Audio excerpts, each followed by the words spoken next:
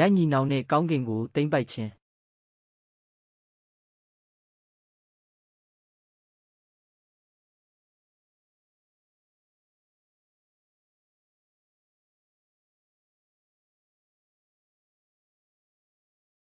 လွန်ခဲ့တဲ့နှစ်ပေါင်းထောင်ချီကတည်းကလူသားတွေဟာငှက်တွေလိုပြန်တန်းကျင်ခဲ့ကြတဲ့19ရာစုအကုန်မှာအစိုးရတွေသိပ္ပံပညာရှင်တွေဟာပြန်တန်းဖို့ကြိုးစားခဲ့ကြပေမဲ့အားလုံးပြတ်ကျပြီးရှုံးနိမ့်ခဲ့ကြတယ်သူတို့အားလုံးကအင်ဂျင်ပါဝါကအဓိကလို့ထင်ခဲ့ကြလို့ပါ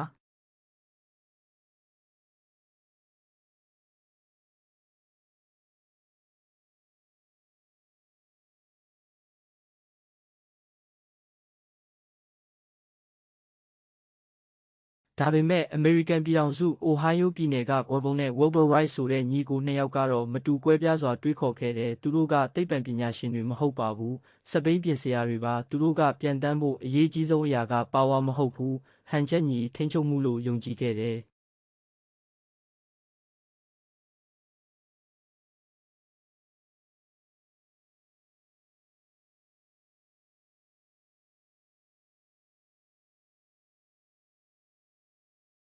သူတို့ဟာငှက်တွေကိုနေ့တိုင်းထိုင်ကြည့်ခဲ့တယ်ငှက်တွေဟာကွေ့ကျင်တဲ့အခါအတောင်ပံအဖျားလေးတွေကိုကွေးလိုက်တာကိုသတိထားမိလိုက်တယ်ဒါကိုအတူယူပြီး wing warping လို့ခေါ်တဲ့အတောင်ပံကိုကွေးပြီးလေယာဉ်ကိုထိန်းချုပ်မဲ့နည်းလမ်းကိုရှာဖွေတွေ့ရှိခဲ့ပါတယ်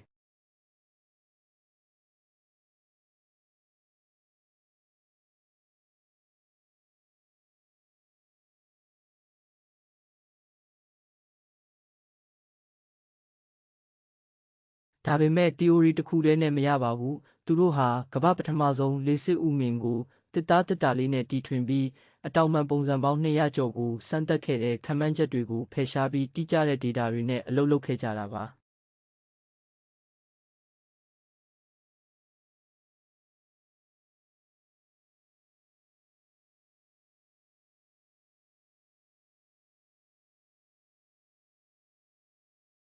ပြဿနာတစ်ခုကျန်ပါသေးတယ်ပေါ်ပါပြီးအားကောင်းတဲ့အင်ဂျင်ကိုဘယ်သူမှမထုတ်လုပ်နိုင်ခဲ့ဘူးဒါကြောင့်သူတို့ရဲ့စက်ပြင်စရာ trolley ထဲပေါ်နဲ့ပေါင်းပြီးအလူမီနီယံနဲ့ကိုယ်ပိုင်အင်ဂျင်ကိုသုံးလုပ်ခဲ့ရတယ်ဒါဟာသမိုင်းမှာပထမဆုံးလေယာဉ်အင်ဂျင်ပါပဲ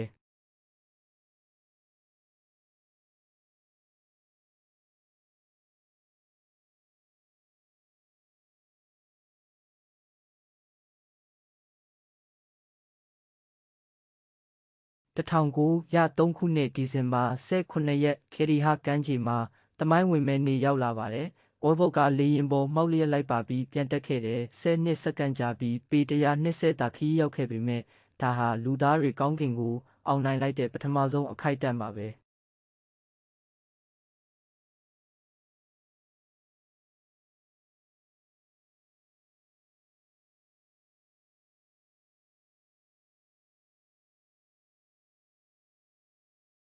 အစပိုင်းမှာလူတွေကမယုံခဲ့ကြပါဘူး flyers or liars ပြန်တန်းသူတွေကလိန်ညာသူတွေလို့တောင်ပြောခဲ့ကြတယ်ဒါပေမဲ့1908ခုနှစ်မှာသူတို့ပြင်သစ်ကိုသွားပြီးလူအများရှိပြန်တန်းပြလိုက်တဲ့အခါကမ္ဘာကြီးတစ်ခုလုံးပါဇက်အဟောင်းသားဖြစ်သွားခဲ့ရတယ်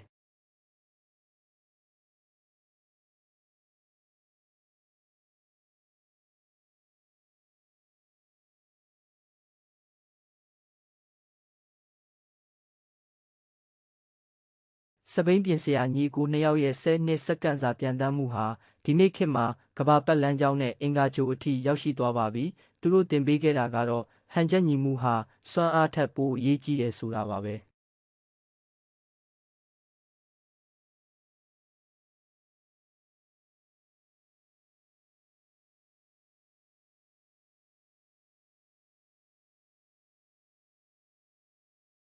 ဒီတီထွင်မှုဟာလူသားတို့ကောင်းကင်ခရီးရဲ့အရေးပါလာတဲ့ပထမခြေလှမ်းပဲဖြစ်ပါတော့တယ်။